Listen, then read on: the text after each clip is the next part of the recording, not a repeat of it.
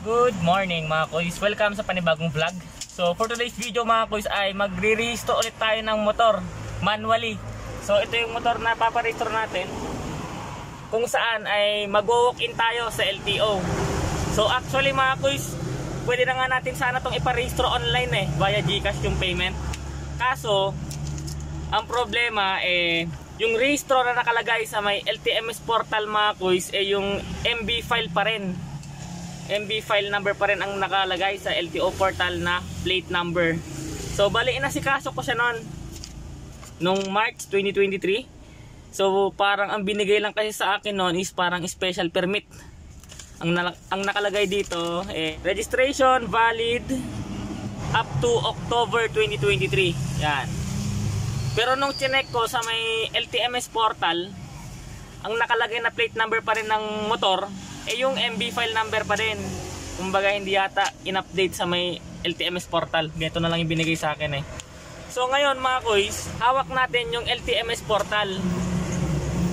Pwede natin siyang i-rehistro ngayon via online. Kaso ang magiging problema, ang magiging next renewal ulit nito March 2024. So ito March 20.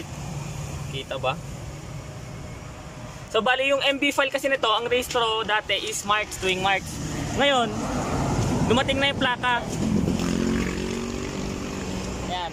0 yung plaka which is October. Ngayon, kapag nirehistro natin to online, marirehistro naman siya. Ang magiging problema lang, ang magiging registration ulit is magiging March 2024. Kaya ngayon mga kuys, i-walk-in na lang natin para maayos na to. So ngayon mga kuys, magpaparehistro tayo ng motor manually na mag-walk-in sa may LTO. So unang process natin mga kuys kukuha tayo ng insurance tsaka magpapa-emission na rin tayo. Let's go!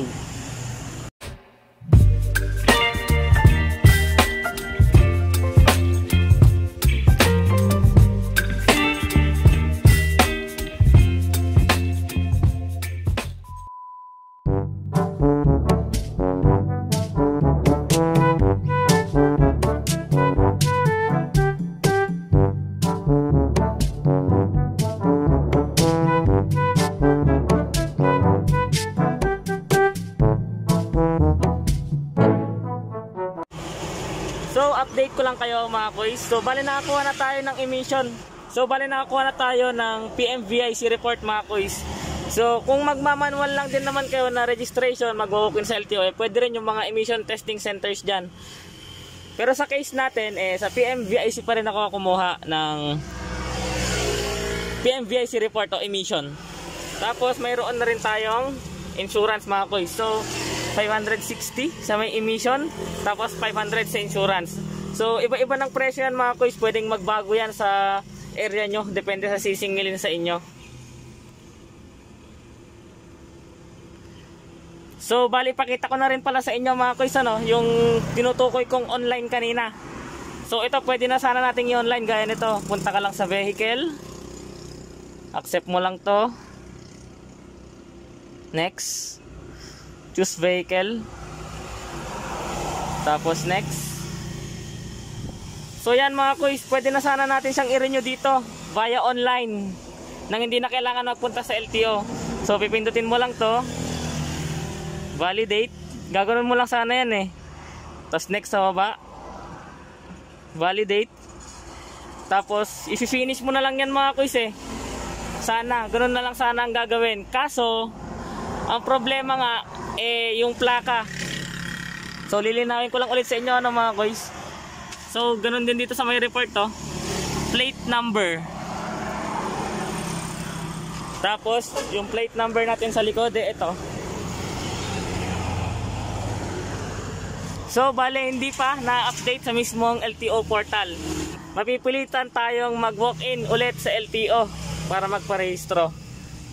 So after naman kit din ang rehistro na to mga kuys, kapag na-update na yung plaka sa may LTMS portal, yung mga susunod na taon, pwede na nating i-rehistro siya ng online.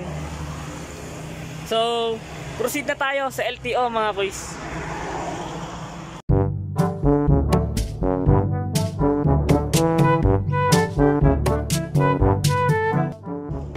So update lang pala ulit mga kuys. So may kulang tayong dinala.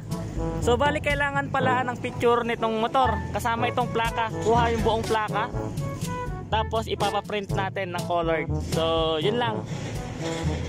Pipicture natin, magpapaprint tayo ng colored, saka tayo babalik sa LTO. Proceed na natin.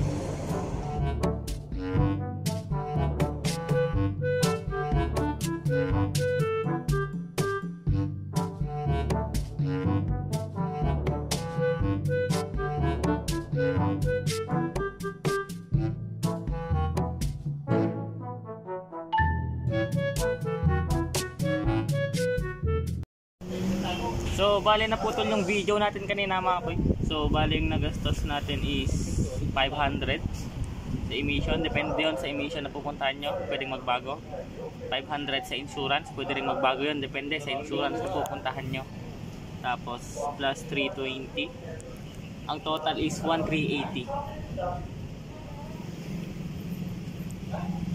So bali ipapakita ko na rin pala sa inyo mga kuys yung LTO portal. Titignan natin kung na-update na ba yung plaka doon. So bali ipapakita ko na rin pala sa inyo mga kuys tong LTO portal kung na-update na nga ba yung plaka. Vehicle type. Accept. Mamili tayo ng vehicle. So yun, bali na-update na yung plaka niya mga kuys. Di ba kanina MB file yun? Ngayon, yung talagang plate number niya na. So bale, may kita rin natin dito yung OR mga kuys. Transactions. Punta tayo sa closed. Tapos ito, yung pinaka last. Official receipt.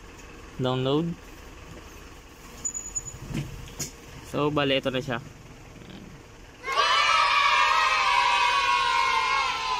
Next registration.